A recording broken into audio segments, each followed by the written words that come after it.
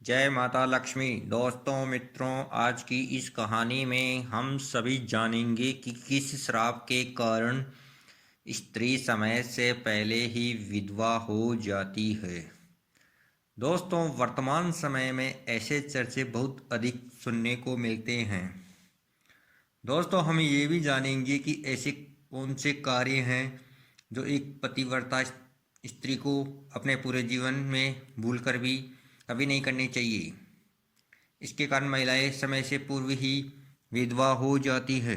सभी माताओं बहनों महिलाओं से निवेदन है कि इस कथा को पूरा अवश्य सुनें। मित्रों, एक समय की बात है। भगवान श्री कृष्ण मथुरा नगर के एक छोटी सी उपवन में शांत वातावरण में अपनी गौ माता के साथ बैठकर आराम फरमा रहे थे। उसी समय वहाँ पर देवी राधा जी आ जाती है और भगवान कृष्ण को नमन करते हुए कहती है।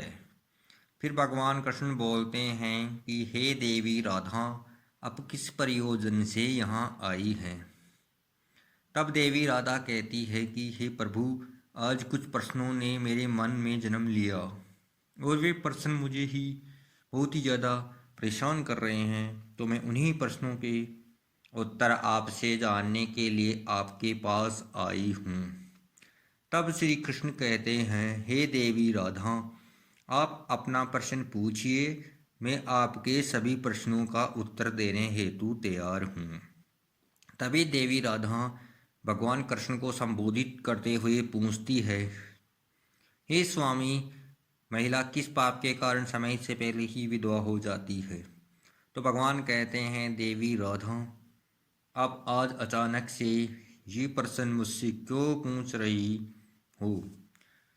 तो देवी राधा बोलती है कि हे प्रभु, आज जब मैं पूजा के लिए फूल तोड़ने गई थी तब मैंने कुछ महिलाओं को देखा जो देखने में समान उम्र की ही प्रतीत हो रही थी, परंतु उनमें से एक महिला विधवा हो चुकी थी और बहुत दुखी जीवन व्यतीत कर रही थी, और बाकी की सभी महिलाएं अपने पतियों के साथ सुखमय जीवन बिता रही थी। ये दृश्य देखकर मेरे मन में कुछ प्रश्न उठ रहे हैं। हे प्रभु, आप ही मेरे इन प्रश्नों का उत्तर दे सकते हैं। आप मेरे सभी प्रश्नों का उत्तर देकर मुझे पूर्णतः संतुष्ट करें। इस प्रकार देवी राधा की बात को सुनकर भगवान श्री कृष्ण बोलते हैं कि हे देवी राधा, आप मुझसे अपने सभी प्रश्न निसंकोच पूछ सकती हो। हे प्रभु, मेरा प्रथम प्रश्न यह है कि कौन सी महिलाएं समय से पहले ही विधवा हो जाती है और संपूर्ण जीवन दुखमय पूर्ण व्यतीत करती है। और मेरा दूसरा प्रश्न यह है कि किस स्त्री को जीवन में सुख शांति नहीं मिलती। और मेरा तीसरा व अंतिम प्रश्न यह है कि वह कौन सी चीज़ है जो एक पत्नी अपने पति को मांगने पर भी कभी नहीं देती है। इस प्रकार से देवी राधा के तीनों प्रश्नों को सुनकर भगवान श्री कृष्ण कहते हैं कि हे देवी राधा, आप जिन महिलाओं की बात कर रही हो उनमें से एक स्त्री समय से पूर्व विधवा होकर अपना दुखी जीवन व्यतीत कर रही है और वही स्त्रियां सुहागन है तथा सुखमय जीवन जी रही है। तुम जानना चाहती हो आखिर ऐसा क्यों है। तो सुनो, मैं इन सभी प्रश्नों का उत्तर एक कथा के माध्यम से देना चाहता हूँ। इस कथा को पूरे ध्यान से सुनना, क्योंकि आधी अधूरी कथा सुनने वालों को आधा अधूरा ज्ञान ही मिलता है। ऐसा आधा अधूरा ज्ञान जीवन में कभी काम नहीं आता। और यदि तुम इस पवित्र कथा को ध्यान से सुनोगी तो तुम्हें तुम्हारे तीनों प्रश्नों के उत्तर इस कथा को सुनने के बाद स्वतः ही मिल जाएंगे। फिर देवी राधा भगवान श्री कृष्ण से कहती है। तब देवी राधा कहती है, हे स्वामी, मैं आपको वचन देती हूँ कि मैं इस कथा को पूरे ध्यान से सुनूंगी और पूरे संसार की स्त्रियों तक पहुँचाऊंगी। भगवान की श्री कृष्ण देवी राधा की ये बात सुनकर कहते हैं कि हे देवी राधा, तुम्हें पहले मैं उस महिला की कहानी सुनाना चाहता हूँ। तो मित्रों, आपसे भी निवेदन है कि आप भी उस महिला की कहानी को बड़े ध्यान से सुनें। मित्रों, अभी तक आपने हमारे चैनल को लाइक नहीं किया है तो लाइक कर दीजिए और चैनल को सब्सक्राइब कर दीजिए और कमेंट बॉक्स में जाकर जय माँ लक्ष्मी अवश्य लिखिए।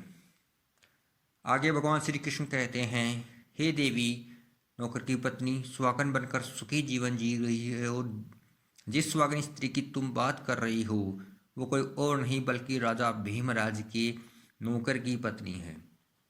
और वह स्त्री जिस नौकर की पत्नी है उस नौकर को अपनी पत्नी पर पूरा विश्वास है कि मेरी पत्नी पतिव्रता और चरित्रवान है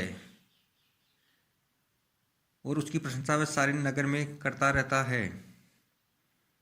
फिर भगवान श्री कृष्ण राधा से कहते हैं कि हे देवी राधा, उस नौकर की पत्नी की चर्चा पूरे नगर में होने लगी तथा धीरे धीरे ये बात फैलते हुए राजा के कानों तक पहुंच गई। ये बात सुनकर अपने उस नौकर को बुलाया और कहने लगे कि तुम हर किसी से कहते रहते हो कि तुम्हारी पत्नी चरित्रवान व पतिव्रता है। क्या वास्तव में तुम्हारी पत्नी चरित्रवान व पतिव्रता स्त्री है? और क्या तुम्हें पूरा विश्वास है कि तुम्हारी पत्नी एक पवित्र स्त्री है और पराये मर्द को आंख उठाकर भी नहीं देखती है? क्या इस बात का कोई सबूत है तुम्हारे पास? राधा की ये बात सुनकर नौकर कहने लगा, महाराज, मुझे अपनी धर्मपत्नी पर पूरा विश्वास है कि वह एक पतिव्रता महिला है और मेरे अलावा पराये मर्दों को नहीं देखती। नौकर की बात सुनकर राजा के एक मंत्री ने कहा कि मैं क्षमा चाहता हूँ महाराज, पर ऐसा कैसे हो सकता है कि एक स्त्री अन्य पुरुष को ना देखे? ऐसा तो असंभव है। फिर मंत्री ने महाराज से कहा कि मैं इस नौकर की बात को गलत साबित कर दूं और इसकी पत्नी का पतिव्रता धर्म नष्ट कर दूं तो इसे क्या सजा मिलेगी? फिर नौकर ने कहा कि महाराज, यदि महामंत्री जी मेरी पत्नी का पतिव्रता धर्म नष्ट कर देते हैं तो आप मुझे राज सजा में फांसी दे देना। यदि महामंत्री जी मेरी पत्नी का पतिव्रता धर्म खंडित न कर पाए तो इनको भी कुछ सजा अवश्य ही मिलनी चाहिए। नौकर की बात सुनकर राजा ने कहा कि मंत्री जी को भी फांसी की सजा दी जाएगी। मंत्री ने यह बात स्वीकार कर ली और नौकर से पूछा कि मैं तुम्हारी पत्नी से क्या वस्तु लाऊं जिससे तुम मान लो कि मैंने तुम्हारी पत्नी का पतिव्रता धर्म खंडित कर दिया। तब नौकर ने कहा, महाराज जी, आप मेरी पत्नी से विवाह के समय दहेज में मुझे एक मटका और एक कटार मिली और ये दोनों वस्तुएं मेरी पत्नी ने बहुत ही संभाल कर रखी है, क्योंकि ये दोनों चीज़ें एक पतिव्रता स्त्री के लिए सुहाग की निशानी है। यदि तुम ये दोनों चीज़ें लाकर मुझे दिखा दोगे तो मैं मान लूँगा कि मेरी पत्नी का पतिव्रता धर्म खंडित हो गया है। तब मंत्री ने नौकर की यह शर्त स्वीकार कर ली और वह मंत्री दरबार से निकलकर नगर में जाता है और एक जादू टोना करने वाली स्त्री से जाकर मिलता है। जिस काम को कोई न कर पाता था उस काम को वह जादू टोना करने वाली महिला कर देती थी। फिर मंत्री ने उस स्त्री को सारी बात बताई और कहा, तू कैसे भी करके उस नौकर की पत्नी से मेरा संबंध स्थापित करवा दे। इसके बदले में तुझे जितना धन चाहिए मैं उतना धन देने को तैयार हूँ। इस प्रकार मंत्री की बात सुनकर वह जादूगर स्त्री कहने लगी कि मंत्री जी, आपको कहने में आसान लगता हो परंतु ऐसा कुछ भी नहीं है। तुम जिस औरत के बारे में बात कर रहे हो वह औरत एक पतिव्रता नारी है। उसको ना ही किसी धन का लोभ है ना ही किसी वस्तु का लालच है। तुम्हें क्या लगता है तुम्हें वह मटका व कटार दे देगी? वह महामंत्री जी तुम्हारी ओर थूकेगी। महामंत्री डर गया और कहने लगा कि यदि तू मेरा उससे संबंध ना करा सकती है तो एक काम कर दे, उसके घर जाकर उसका मटका व कटार चुरा कर लाकर मुझे दे दे और उसकी पत्नी की जान के पास कोई निशानी हो तो मुझे बता दो, फिर मैं तुझे मुँह मांगा इनाम दूंगा।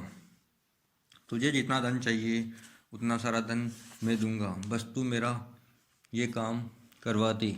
मंत्री की बातें सुनकर उस जादू टोना करने वाली स्त्री के मन में धन का लालच आ गया और उसने कहा, ठीक है, मैं तुम्हारा काम अवश्य कर दूंगी, लेकिन मुझे मुँह मांगा धन देना पड़ेगा। तो मंत्री बोला, ठीक है। वह जादूगरी स्त्री धन के वशीभूत होकर अपनी कला से गलत काम करते हुए तैयार हो गई। फिर वह स्त्री नौकर के घर में वेशभूषा बदलकर जाती है और नौकर की पत्नी से जाकर बोलती है, बेटी, मैं तेरे पति की बुआ हूँ, मैं कई वर्षों बाद यहाँ आई हूँ। फिर नौकर की पत्नी ने कहा, आप इतने वर्षों के बाद आई हैं, इसलिए ही मैंने आपको पहले कभी देखा नहीं, इसलिए मैं आपका पहचान नहीं पाई। इस प्रकार वह जादू टोना वाली स्त्री नौकर के घर में बुआ बनकर रहने लगी और नौकर की पत्नी उस स्त्री को बुआ समझकर बहुत आदर सत्कार दिया। मगर उसे यह पता नहीं था कि मंत्री ने इस जादू टोने वाली स्त्री को छल कपट हेतु उसका पतिव्रता धर्म नष्ट करने हेतु भेजा है। अब वह स्त्री नौकर के घर में मजे से रहने लगी और नौकर की पत्नी पर झूठा प्यार लुटाने लगी। एक दिन नौकर की पत्नी स्नान करने हेतु स्नानघर में गई। फिर थोड़ी देर बाद वह स्त्री भी नौकर की पत्नी के पास स्नानघर में चली गई और नौकर की पत्नी की कमर रगड़ने लगी। उस पतिव्रता औरत ने उसे बहुत मना किया, फिर भी वह जादू टोने वाली स्त्री नहीं मानी और कहने लगी, तुम मुझे अपनी बेटी से भी ज़्यादा प्यारी लगती हो, तुम मना मत करो। कभी दिनों में तुम्हारी और मेरी मुलाकात प्रथम बार हुई है। और ऐसा कहकर वह जादू टोना वाली उसे बातों के मायाजाल में उलझने लगी और मौका देखते ही उस पतिव्रता स्त्री के जांघ पर एक तिल था जो उस जादू टोना वाली स्त्री ने देख लिया और उसका काम बन गया। और जब नौकर की पत्नी स्नान पूर्ण करके घर के अन्य कामों में व्यस्त हो गई, इसी बीच उस जादू टोने वाली स्त्री को कटार व मटका चुराने का मौका मिल गया। उसने मटका व कटार चुरा ली और वहाँ से ये दोनों चीज़ें चुराकर रफू चक्र हो गई, यानी भाग गई और सीधा जाकर मंत्री के पास पहुँची और उस मंत्री को मटका व कटार दे दिया। और उस नौकर की पत्नी के जांघ पर तिल की निशानी है, ये बात भी उस मंत्री को बता दिया।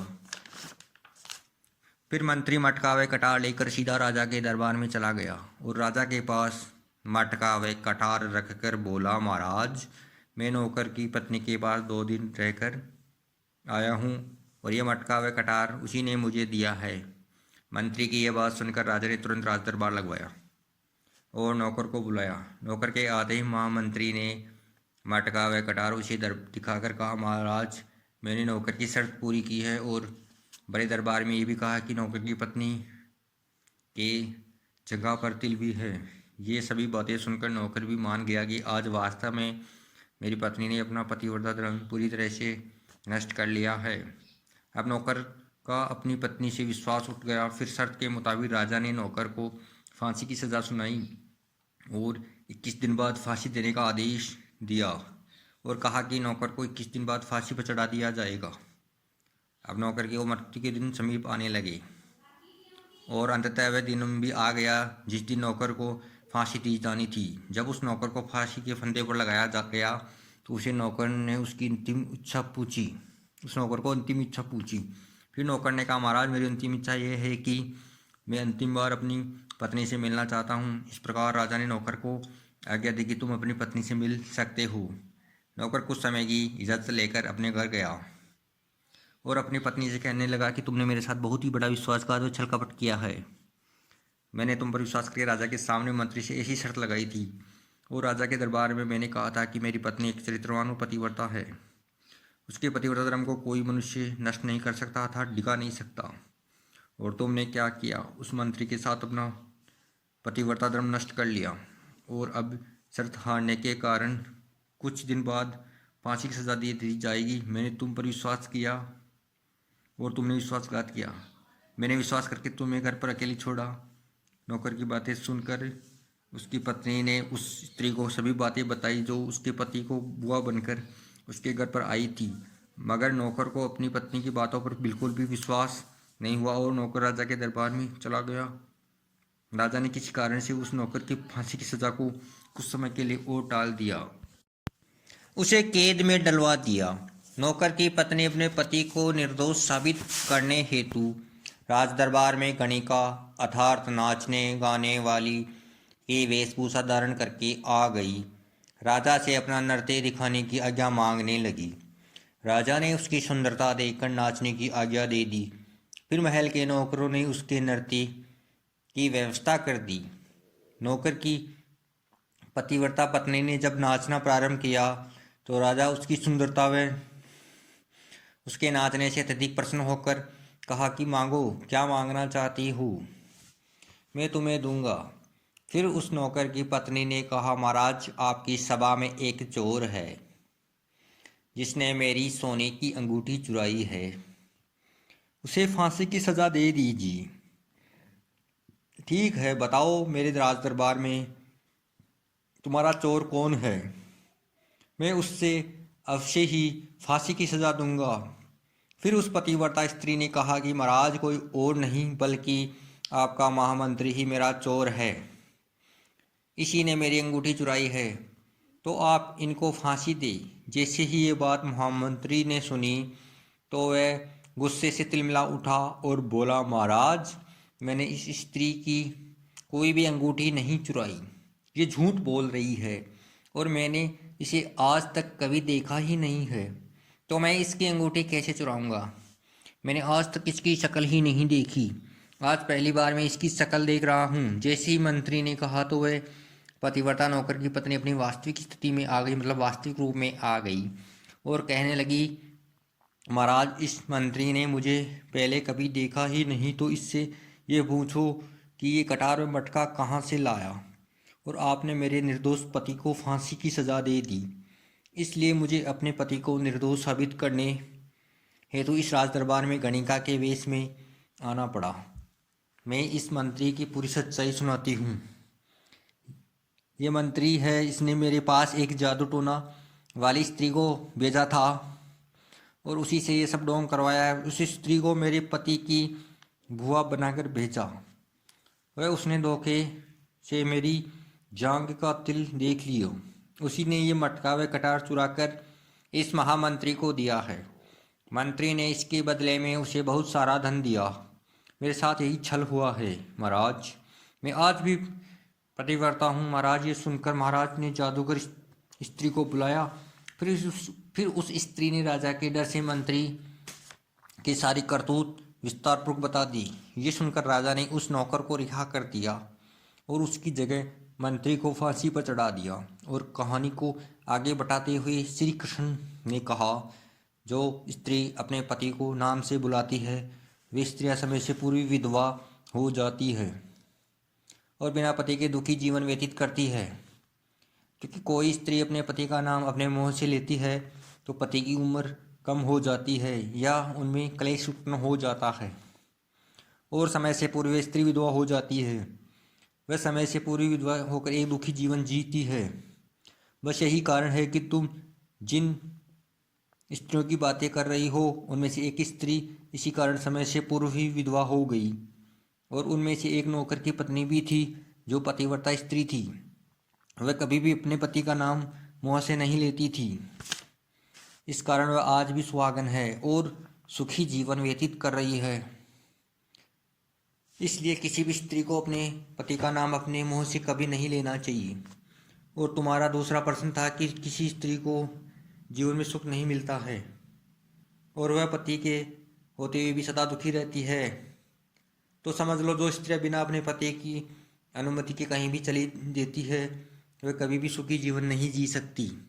ऐसी स्त्रियां जीवन भर दुखी ही रहती है, उन्हें पति का प्रेम कभी नहीं मिलता। फिर कृष्ण कहते हैं कि राधे, तुम्हारा तीसरा प्रश्न था कि कौन सी चीज़ है जो एक पत्नी मांग रही पर भी अपने पति को नहीं देती, तो समझ लो वह चीज़ है गाली। समझदार व चरित्रवान स्त्रियां अपने पति को कभी भी गाली नहीं देती है और जो स्त्रियां अपने पति को गाली देती है वह कभी भी चरित्रवान नहीं हो सकती। ऐसी स्त्रियां जीवन भर दुखी रहती है, उसको जीवन में कभी भी सुख प्राप्ति नहीं होती और समय से पूर्व ही ऐसी स्त्रियां विधवा हो जाती है।